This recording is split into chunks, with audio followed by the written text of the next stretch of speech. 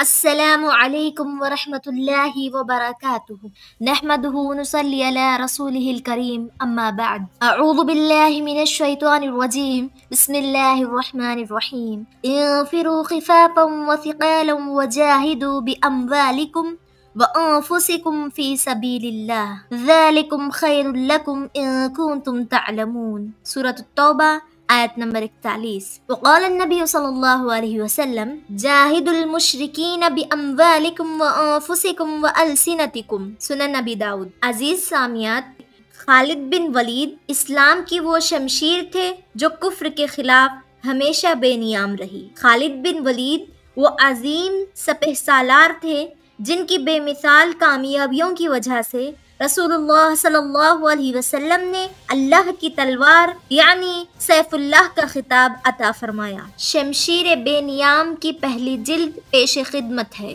دوسری جلد میں یہ ایمان افروز داستان مکمل ہوتی ہے جس کے مصنف عنایت اللہ التمش ہے۔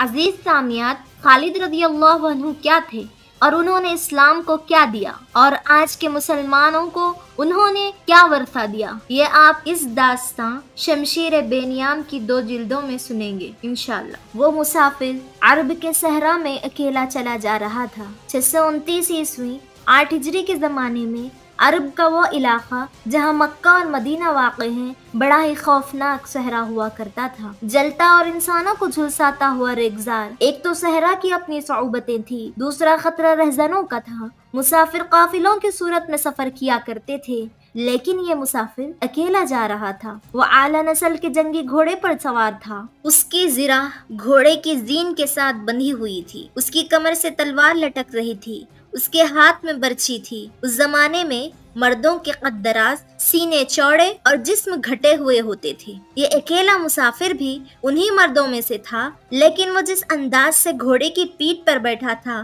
اس سے پتہ چلتا تھا کہ وہ شہسوار ہے اور وہ کوئی معمولی آدمی نہیں۔ اس کے چہرے پر خوف کا ہلکا سا بھی تاثر نہیں تھا کہ رہزن اسے لوٹ لیں گے، اس سے اتنی اچھی نسل کا گھوڑا چھین لیں گے، اسے پیدل سفر کرنا پڑے گا۔ لیکن اس کے چہرے پر جو تاثر تھا وہ قدرتی نہیں تھا، وہ کچھ سوچ رہا تھا، یادوں سے دل بہلا رہا تھا یا کچھ یادوں کو ذہن میں دفن کرنے کی کوشش کر رہا تھا۔ آگے ایک گھاٹی آ گئی، گھوڑا چڑھتا چلا گیا، خاصی بلندی میں جا کر زمین ہموار ہوئی۔ سوار نے گھوڑا روک کر اسے گھمایا اور رکابوں پر کھڑے ہو کر پیچھے دیکھا۔ اسے مکہ نظر نہ آیا، مکہ افق کے نیچے چلا گیا تھا۔ ابو سلیمان، اسے جیسے آواز سنائی دی ہو، اب پیچھے نہ دیکھو، مکہ کو ذہن سے اتار دو، تم مرد میدان ہو، اپنے آپ کو 2 حصوں میں نہ کٹنے دو، اپنے فیصلے پر قائم رہو، تمہاری منزل مدینہ ہے۔ اس نے مکہ کی سمت سے نگاہیں ہٹا لی، گھوڑے کا رخ مدینے کی طرف کیا اور باغ کو ہلکا سا جھٹکا دیا۔ گھوڑا اپنے سوار کے اشارے سمجھتا تھا، جچی تلی چال چل پڑا۔ سوار کی عمر 43 برس تھی، لیکن وہ اپنی عمر سے جوان لگتا تھا۔ سلیمان اس کے بیٹے کا نام تھا، اس کے باپ کا نام الولید تھا، لیکن سوار نے خالد بن ولید کے بجائے ابو سلیمان کہلانا زیادہ پسند کیا تھا۔ اسے معلوم نہ تھا کہ تاریخ اسے خالد بن ولید کے نام سے یاد رکھے گی اور یہ نام اسلام کی عسکری روایات اور جذبے کا دوسرا نام بن جائے گا۔ مگر 43 برس کی عمر میں جب خالد مدینے کی طرف جا رہا تھا اس وقت وہ مسلمان نہیں تھا۔ چھوٹی چھوٹی جھڑپوں کے علاوہ وہ مسلمانوں کے خلاف 2 بڑی جنگیں، جنگ احد اور جنگ خندق لڑ چکا تھا۔ جب رسول اکرم صلی اللہ علیہ وسلم پر 610 عیسوی بروز سوموار پہلی وحی نازل ہوئی، اس وقت خالد کی عمر 24 سال تھی۔ اس وقت تک وہ اپنے قبیلے بنو مخزوم کی عسکری قوت کا قائد بن چکا تھا۔ بنو مخزوم کا شمار قریش کے چند ایک معزز خاندانوں میں ہوتا تھا۔ قریش کے عسکری امور اسی خاندان کے سپرد تھے۔ قریش خالد کے باپ الولید کے احکام اور فیصلے مانتے تھے۔ 24 برس کی عمر میں یہ حیثیت خالد کو بھی حاصل ہو گئی تھی، مگر اس حیثیت کو ٹھکرا کر خالد ابو سلیمان مدینے کو جا رہا تھا۔ کبھی وہ محسوس کرتا جیسے اس کی ذات سے کوئی قوت اسے پیچھے کو گھسیٹ رہی ہو۔ جب وہ اس قوت کے اثر کو محسوس کرتا تو اس کی گردن پیچھے کو مڑ جاتی، لیکن اس کی اپنی ذات سے ایک آواز اٹھتی، آگے دیکھ خالد، تو ولید کا بیٹا تو ہے مگر وہ مر گیا ہے، اب تو سلیمان کا باپ ہے، وہ زندہ ہے۔ اس کے ذہن میں دو نام اٹک گئے، محمد صلی اللہ علیہ وسلم جو ایک نیا دین لائے تھے، اور الولید جو خالد کا باپ اور محمد صلی اللہ علیہ وسلم آپ صلی اللہ علیہ وسلم کے نئے دین کا بہت بڑا دشمن تھا۔ باپ یہ دشمنی ورثے کے طور پر خالد کے حوالے کر کے دنیا سے اٹھ گیا تھا۔ خالد کے گھوڑے نے پانی کی مشک پر اپنے آپ ہی رخ بدل لیا تھا۔ خالد نے ادھر دیکھا، اسے گول دائرے میں کھجوروں کے درخت اور صحرا کے جھاڑی نما درخت نظر آئے۔ گھوڑا ادھر ہی جا رہا تھا۔ نخلستان میں داخل ہو کر خالد گھوڑے سے کود گیا، امامہ اتار کر وہ پانی کے کنارے دو زانو ہو گیا۔ اس نے پانی بھر بھر کر اپنے سر پر ڈالا اور دو چار چھینٹے منہ پر پھینکے۔ اس کا گھوڑا پانی پی رہا تھا۔ خالد نے اس چشمے سے پانی پیا جو صرف انسانوں کے استعمال کے لیے تھا۔ یہ چھوٹا سا ایک جنگل تھا۔ خالد نے گھوڑے کی زین اتاری اور زین کے ساتھ بندھی ہوئی چھوٹی سی ایک دری کھول کر جھاڑی نما درختوں کے جھنڈ تلے بچھائی اور لیٹ گیا۔ وہ تھک گیا تھا، تھوڑی سی دیر کے لیے سو جانا چاہتا تھا، مگر اس کے ذہن میں یادوں کا جو قافلہ چل پڑا تھا وہ اسے سونے نہیں دے رہا تھا۔ اسے 7 سال پہلے کا ایک دن یاد آیا جب اس کے عزیزوں نے محمد صلی اللہ علیہ وسلم کو قتل کرنے کا منصوبہ بنایا تھا۔ اس منصوبے میں خالد کا باپ الولید پیش تھا۔ وہ ستمبر 622 عیسوی کی ایک رات تھی۔ قریش نے رسول خدا کو سوتے میں قتل کرنے کے لیے ایسے آدمی چنے تھے جو انسانوں کے روپ میں وحشی اور درندے تھے۔ خالد قریش کے سرکردہ خاندان کا جوان تھا۔ اس وقت اس کی عمر 27 سال تھی۔ وہ آن حضرت صلی اللہ علیہ وسلم کے قتل کی سازش میں شریک تھا، لیکن وہ قتل کرنے والوں میں شامل نہ تھا۔ اسے 7 سال پہلے کی وہ رات گزرے ہوئے کل کی طرح یاد تھی۔ وہ اس قتل پر خوش بھی تھا، ناخوش بھی۔ خوش اس لیے کہ اس کے اپنے قبیلے کے ہی ایک آدمی نے اس کے مذہب کو جو بت پرستی تھی باطل کہہ دیا اور اپنے آپ کو خدا کا پیغمبر کہہ دیا تھا۔ ایسے دشمن کے قتل پر خوش ہونا فطری بات تھی، اور وہ ناخوش اس لیے تھا کہ وہ اپنے دشمن کو للکار کر آمنے سامنے کی لڑائی لڑنے کا قائل تھا۔ اس نے سوئے ہوئے دشمن کو قتل کرنے کی کبھی سوچی ہی نہیں تھی۔ بہرحال اس نے اس سازش کی مخالفت نہیں کی، لیکن قتل کی رات جب قاتل رسول خدا کو مقررہ وقت پر قتل کرنے گئے تو آپ صلی اللہ علیہ وسلم کا مکان خالی پایا۔ وہاں گھر کا سامان بھی نہیں تھا، نہ آپ صلی اللہ علیہ وسلم کا گھوڑا تھا، نہ اونٹنی۔ قریش اس امید پر سوئے ہوئے تھے کہ صبح انہیں خوشخبری ملے گی اور ان کے مذہب کو جھٹلانے اور انہیں اپنے نئے مذہب کی طرف بلانے والا قتل ہو گیا ہے، مگر صبح وہ ایک دوسرے کو مایوسی کے عالم میں دیکھ رہے تھے۔ پھر وہ سرگوشیوں میں ایک دوسرے سے پوچھنے لگے، محمد کہاں گیا؟ رسول اللہ صلی اللہ علیہ وسلم قتل کے وقت سے بہت پہلے اپنے قتل کی سازش سے آگاہ ہو کر مکہ سے یثرب یعنی مدینہ کو ہجرت کر گئے تھے۔ صبح تک آپ بہت دور نکل گئے تھے۔ آج 7 برسوں بعد خالد بھی مدینے کی طرف جا رہا تھا اور اس کے ذہن پر محمد صلی اللہ علیہ وسلم کا نام سوار تھا۔ اس نے جنگ احد میں اپنے دیوتا حبل اور دیوی عزا کے دشمن محمد صلی اللہ علیہ وسلم کو قتل کرنے کی بھرپور کوشش کی تھی، مگر آپ صلی اللہ علیہ وسلم زخمی حالت میں وہاں سے نکل گئے تھے۔ خالد کے ذہن سے یادیں پھوٹتی چلی جا رہی تھی۔ ذہن پیچھے ہٹتے ہٹتے 16 برس دور جا رکا۔ 613 عیسوی کی ایک شام رسول اللہ صلی اللہ علیہ وسلم نے قریش کے چند ایک سرکردہ افراد کو اپنے ہاں کھانے پر مدعو کیا۔ کھانے کے بعد رسول اللہ صلی اللہ علیہ وسلم نے اپنے مہمانوں سے کہا، اے بنی عبد المطلب، میں تمہارے سامنے جو تحفہ پیش کرنے لگا ہوں وہ عرب کا کوئی اور شخص پیش نہیں کر سکا۔ اس کے لیے اللہ نے مجھے منتخب کیا ہے۔ مجھے اللہ نے حکم دیا ہے کہ تمہیں ایک ایسے مذہب کی طرف بلاؤں جو تمہاری دنیا کے ساتھ تمہاری عاقبت بھی آسودہ اور مسرور کر دے۔ اس طرح رسول اکرم صلی اللہ علیہ وسلم نے پہلی وحی کے نزول کے 3 سال بعد اپنے قریبی عزیزوں کو اسلام قبول کرنے کی دعوت دی۔ خالد اس محفل میں نہیں تھا، اس کا باپ مدعو تھا۔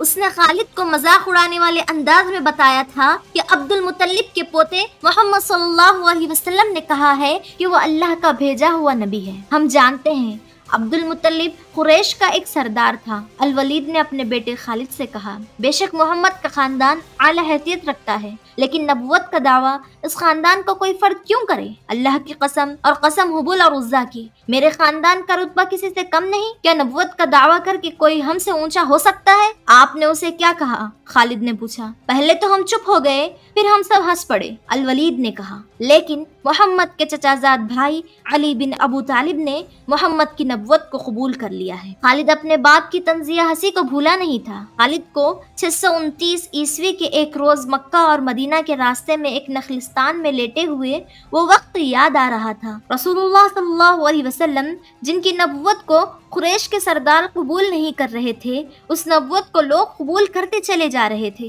ان میں اکثریت نوجوانوں کی تھی، بعض مفلس لوگوں نے بھی اسلام قبول کر لیا۔ اس سے نبی کریم صلی اللہ علیہ وسلم کے حوصلے میں جان آ گئی اور آپ صلی اللہ علیہ وسلم نے اسلام کی تبلیغ تیز کر دی۔ آپ صلی اللہ علیہ وسلم بت پرستی کے خلاف تھے۔ مسلمان ان 360 بتوں کا مذاق اڑاتے تھے جو کعبہ کے اندر اور باہر رکھے ہوئے تھے۔ طلوع اسلام سے پہلے عرب ایک خدا کو مانتے تھے اور پوچھتے ان بتوں کو تھے، انہیں وہ دیویاں اور دیوتا کہتے اور انہیں اللہ کے بیٹے اور بیٹیاں مانتے تھے۔ وہ ہر بات میں اللہ کی قسم کھاتے تھے۔ قریش نے دیکھا کہ محمد صلی اللہ علیہ وسلم کے جس دین کا انہوں نے مذاق اڑایا تھا وہ مقبول ہوتا جا رہا ہے، تو انہوں نے آپ صلی اللہ علیہ وسلم کی تبلیغی سرگرمیوں کے خلاف محاذ بنا لیا اور مسلمانوں کا جینا حرام کر دیا۔ خالد کو یاد آ رہا تھا کہ اس نے اللہ کے رسول صلی اللہ علیہ وسلم کو گلیوں اور بازاروں میں لوگوں کو اکٹھا کر کے انہیں اسلام قبول کرنے کی دعوت دیتے دیکھا تھا کہ بت انہیں نہ فائدہ دے سکتے ہیں نہ نقصان، عبادت کے لائق صرف اللہ ہے جو وحدہ لا شریک ہے۔ رسول خدا کی مخالفت کے قائد قریش کے 4 سردار تھے۔ ایک تو خالد کا باپ الولید تھا، دوسرا نبی صلی اللہ علیہ وسلم کا اپنا چچا ابو لہب تھا، تیسرا ابو سفیان اور چوتھا ابو الحکم تھا جو خالد کا چچا زاد بھائی تھا۔ مسلمانوں پر سب سے زیادہ ظلم و تشدد اسی شخص نے کیا تھا۔ وہ جہالت کی حد تک کینہ پرور اور مسلم کش تھا، اسی لیے مسلمان اسے ابو جہل کہنے لگے تھے۔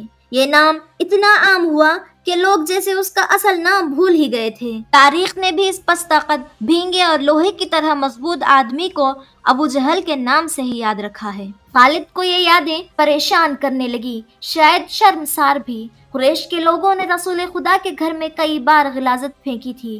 جہاں کوئی مسلمان اسلام کی تبلیغ کر رہا ہوتا، وہاں قریش کے آدمی جا پہنچتے اور ہلڑ مچا دیتے۔ بد اخلاق اور دھتکارے ہوئے آدمیوں کو رسول خدا کو پریشان کرتے رہنے کے کام پر لگا دیا تھا۔ خالد کو یہ اطمینان ضرور تھا کہ اس کے باپ نے محمد رسول اللہ کے خلاف ایسی کوئی گھٹیا حرکت نہیں کی تھی۔ وہ 2 مرتبہ قریش کے 3-4 سرداروں کو ساتھ لے کر رسول خدا کے چچا ابو طالب کے پاس یہ کہنے گیا تھا کہ وہ اپنے بھتیجے رسول محمد کو بتوں کی توہین اور نبوت کے دعوے سے روکے، ورنہ وہ کسی کے ہاتھوں قتل ہو جائے گا۔ ابو طالب نے ان لوگوں کو 2 مرتبہ ٹال دیا۔ خالد کو اپنے باپ کی بہت بڑی قربانی یاد آئی۔ عمارہ خالد کا بھائی تھا، وہ خاص طور پر بہت خوبصورت نوجوان تھا، وہ ذہین تھا اور اس میں بانک پن تھا۔ خالد کے باپ الولید نے اپنے اتنے خوبصورت بیٹے کو قریش کے 2 سرداروں کے حوالے کیا اور انہیں کہا کہ اسے محمد کے چچا ابو طالب کے پاس لے جاؤ اور اسے کہو کہ میرا بیٹا رکھ لو اور اس کے بدلے محمد ہمیں دے دو۔ خالد اپنے باپ کے اس فیصلے پر کانپ اٹھا تھا، اور جب اس کا بھائی عمارہ دونوں سرداروں کے ساتھ چلا گیا تھا تو خالد تنہائی میں جا کر رویا تھا۔ ابو طالب سرداروں نے عمارہ کو رسول کریم کے چچا کے آگے کر کے کہا، اسے تم جانتے ہو، یہ عمارہ بن الولید ہے۔ تم یہ بھی جانتے ہوگے کہ بنو ہاشم نے جس کے تم سردار ہو ابھی تک اس جیسا سجیلا اور عقل مند جوان پیدا نہیں کیا۔ یہ ہم ہمیشہ کے لیے تمہارے حوالے کرنے آئے ہیں۔ اسے اپنا بیٹا بنا کر رکھو گے تو تمام عمر فرمانبردار رہے گا، اور اگر اسے اپنا غلام بناؤ گے تو قسم ہے اللہ کی تم پر اپنی جان بھی قربان کر دے گا۔ مگر تم اسے میرے حوالے کیوں کر رہے ہو؟ ابو طالب نے کہا، کیا بنو مخزوم کی ماؤں نے اپنے بیٹوں کو نیلام کرنا شروع کر دیا ہے؟ کہو اس کی کتنی قیمت چاہتے ہو، اس کے عوض ہمیں اپنا بھتیجا محمد دے دو۔ قریش کے ایک سردار نے کہا، تمہارا یہ بھتیجا تمہاری رسوائی کا باعث بن گیا ہے۔ اس نے تمہارے آبا و اجداد کے مذہب کو رد کر کے نیا مذہب بنا لیا ہے۔ کیا تم دیکھ نہیں رہے کہ اس نے قبیلے میں آدمی کو آدمی کا دشمن بنا دیا ہے۔ تم میرے بھتیجے کو لے جا کر کیا کرو گے؟ قتل۔ قریش کے دوسرے سردار نے جواب دیا، ہم محمد کو قتل کریں گے۔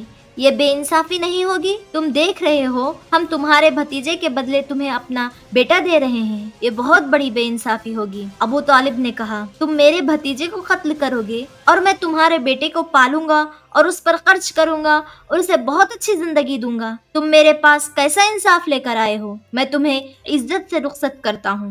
خالد نے جب اپنے بھائی کو اپنے سرداروں کے ساتھ واپس آتے دیکھا اور سرداروں سے سنا کہ ابو طالب نے یہ سودا قبول نہیں کیا تو خالد کو دلی مسرت ہوئی تھی۔ محمد صلی اللہ علیہ وسلم کا تم نے کیا بگاڑ لیا تھا ابو سلیمان؟ خالد کی ذات سے ایک سوال اٹھا تھا۔ اس نے خیالوں ہی خیالوں میں سر ہلا لیا اور دل ہی دل میں کہا، کچھ نہیں۔ بے شک محمد صلی اللہ علیہ وسلم کا جسم طاقتور ہے، لیکن رکانہ بن عبد یزید جیسے پہلوان کو اٹھا کر پٹکنے کے لیے صرف جسمانی طاقت کافی نہیں۔ رکانہ بن عبد یزید رسول کریم صلی اللہ علیہ وسلم کا چچا تھا، جس نے اسلام قبول نہیں کیا تھا۔ وہ عرب کا مانا ہوا پہلوان تھا۔ نامی گرامی پہلوان آئے جنہیں اس نے ایک ہی داؤ میں پٹک کر اٹھنے کے قابل نہ چھوڑا۔ وہ وحشی انسان تھا، صرف مارنا لڑنا جانتا تھا۔ خالد کو وہ وقت یاد آنے لگا جب مسلمانوں کو دکھ کرنے والے 3-4 آدمیوں نے ایک دن رکانہ پہلوان کو خوب کھلایا پلایا اور اسے کہا تھا کہ تمہارا بھتیجا محمد کسی کے ہاتھ نہیں آتا، نہ اپنی تبلیغ سے باز آتا ہے، نہ کسی سے ڈرتا ہے، اور لوگ اس کی باتوں کے جادو میں آتے چلے جا رہے ہیں۔ کیا تم اسے سیدھا نہیں کر سکتے؟ کیا تم میرے ہاتھوں اس کی ہڈیاں توڑوانا چاہتے ہو؟ رکانہ نے اپنے چہرے پر مست بھینسے کا تاثر پیدا کر کے تکبر کے لہجے میں کہا تھا، لاؤ اسے میرے مقابلے میں، لیکن وہ میرا نام سن کر مکہ سے بھاگ نہ جائے۔ نہیں نہیں، میں اس کے ساتھ لڑنا اپنی توہین سمجھتا ہوں۔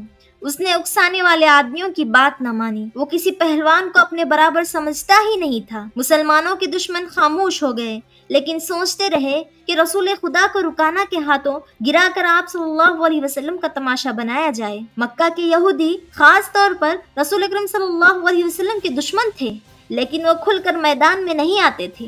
وہ خوش تھے کہ اہل قریش آپس میں بٹ کر ایک دوسرے کے دشمن ہو گئے ہیں۔ انہیں پتا چل گیا کہ قریش کے کچھ آدمیوں نے رکانہ پہلوان کو اکسایا ہے کہ وہ رسول اللہ صلی اللہ علیہ وسلم کو کشتی کے لیے للکارے، لیکن وہ نہیں مان رہا۔ ایک روز رکانہ رات کے وقت ایک گلی سے گزر رہا تھا۔ اس کے قریب سے ایک بڑی حسین اور جوان لڑکی گزری۔ چاندنی رات میں لڑکی نے رکانہ کو پہچان لیا اور مسکرائی۔ رکانہ وحشی تھا، وہ رک گیا اور لڑکی کا راستہ روک لیا۔ کیا تم جانتی ہو کہ عورت مرد کی طرف دیکھ کر مسکراتی ہے تو اس کا مطلب کیا ہوتا ہے؟ رکانہ پہلوان نے پوچھا۔ کون ہو تم؟ اس کا مطلب یہ ہوتا ہے کہ عورت اس مرد کو چاہتی ہے، جوان لڑکی نے جواب دیا۔ میں سبت بنت ارمن ہوں۔ او ارمن یہودی کی بیٹی؟ رکانہ نے کہا اور لڑکی کے کندھوں پر ہاتھ رکھ کر اور اسے اپنے قریب کر کے بولا، کیا میرا جسم تجھے اتنا اچھا لگتا ہے اور کیا میری طاقت؟ تمہاری طاقت نے مجھے مایوس کر دیا ہے۔ سبت نے اب پیچھے ہٹتے ہوئے کہا، تم اپنے بھتیجے محمد سے ڈرتے ہو؟ کون کہتا ہے؟ رکانہ نے گرج کر پوچھا۔ سب کہتے ہیں۔ سبت نے کہا، پہلے محمد کو گراؤ، میں اپنا جسم تمہیں انعام میں دوں گی۔ اللہ کے بیٹوں اور بیٹیوں کی قسم، تیری بات پوری کر کے تیرے سامنے آؤں گا۔ رکانہ نے کہا، لیکن تو نے غلط سنا ہے کہ میں محمد سے ڈرتا ہوں۔ بات یہ ہے کہ میں اپنے سے کمزور کے ساتھ لڑنا اپنی توہین سمجھتا ہوں، لیکن تیری بات پوری کروں گا۔ مشہور مورخ ابن ہشام نے لکھا ہے کہ رسول اللہ صلی اللہ علیہ وسلم نے خود رکانہ پہلوان کو کشتی کے لیے للکارا تھا، لیکن دوسرے مورخ ابن الاثیر نے جو شہادت پیش کی ہے وہ صحیح ہے کہ رکانہ نے رسول خدا کو کشتی کے لیے للکارا اور اس نے کہا تھا، میرے بھائی کے بیٹے، تم بڑے دل اور بڑی جرأت والے آدمی ہو۔ میں یہ بھی جانتا ہوں کہ تم جھوٹ بولنے سے نفرت کرتے ہو، لیکن مرد کی جرأت اور صداقت کا پتہ اکھاڑے میں چلتا ہے۔ آؤ میرے مقابلے میں اکھاڑے میں اترو۔ اگر مجھے گرا لو تو میں تمہیں اللہ کا بھیجا ہوا نبی مان لوں گا۔ اللہ کی قسم، میں تمہارا مذہب قبول کروں گا، لیکن یہ ایک بھتیجے اور چچا کی کشتی نہیں ہوگی۔ رسول خدا نے رکانہ کی للکار کے جواب میں کہا، یہ ایک بت پرست اور سچے دین کے ایک پیغمبر کی لڑائی ہوگی۔ تو ہار گیا تو اپنا وعدہ نہ بھول جانا۔ مکہ میں یہ خبر صحرا کی آندھی کی طرح پھیل گئی کہ رکانہ پہلوان اور محمد صلی اللہ علیہ وسلم کی کشتی ہوگی اور جو ہار جائے گا وہ جیتنے والے کا مذہب قبول کرے گا۔ قریش کا بچہ مرد و زن اور یہودی ہجوم کر کے آئے۔ مسلمانوں کی تعداد بہت تھوڑی تھی، وہ تلواروں اور برچھیوں سے مسلح ہو کر آئے، کیونکہ انہیں خطرہ محسوس ہو رہا تھا کہ قریش کشتی کو بہانہ بنا کر رسول خدا کو قتل کر دیں گے۔ عرب کا سب سے طاقتور اور وحشی پہلوان رکانہ بن عبد یزید رسول کریم کے مقابلے میں اترا۔ اس نے رسول اللہ صلی اللہ علیہ وسلم پر طنزیہ نگاہ ڈالی اور آپ صلی اللہ علیہ وسلم پر پھپتی کسی۔ آپ صلی اللہ علیہ وسلم مکمل خاموشی اور اطمینان سے رکانہ کی آنکھوں میں آنکھیں ڈال کر دیکھتے رہے کہ وہ بے خبری میں کوئی داؤ نہ کھیل جائے۔ رکانہ آپ صلی اللہ علیہ وسلم کے ارد گرد گھوما جیسے شیر اپنے شکار کے ارد گرد گھوم گیا ہو اور اب اسے کھا جائے گا۔ ہجوم رسول خدا کا مذاق اڑا رہا تھا۔ مسلمان خاموش تھے، وہ دل ہی دل میں اللہ کو یاد کر رہے تھے۔ انہوں نے اپنی تلواروں کے دستوں پر ہاتھ رکھے ہوئے تھے۔ پھر نہ جانے کیا ہوا، رسول اکرم صلی اللہ علیہ وسلم نے کیا داؤ کھیلا۔ ابن الاثیر لکھتا ہے کہ آپ صلی اللہ علیہ وسلم نے رکانہ کو اٹھا کر زمین پر پٹخ دیا۔ رکانہ زخمی شیر کی طرح اٹھا اور غرا کر آپ صلی اللہ علیہ وسلم پر حملہ آور ہوا۔ آپ صلی اللہ علیہ وسلم نے پھر وہی داؤ کھیلا اور اسے پٹخ دیا۔ وہ اٹھا تو آپ صلی اللہ علیہ وسلم نے اسے تیسری بار پٹخا۔ بھاری بھرکم جسم 3 بار پٹخا گیا تو کشتی جاری رکھنے کے قابل نہ رہا۔ رکانہ سر جھکا کر اکھاڑے سے نکل گیا۔ ہجوم پر سناٹا طاری ہو گیا۔ اب مسلمان ننگی تلواریں اور برچھیاں ہوا میں لہرا لہرا اور اچھال اچھال کر نعرے لگا رہے تھے۔ چچا رکانہ، رسول اللہ صلی اللہ علیہ وسلم نے للکار کر کہا، اپنا وعدہ پورا کر اور یہی اعلان کر کہ آج سے تو مسلمان ہے۔ رکانہ نے قبول اسلام سے صاف انکار کر دیا۔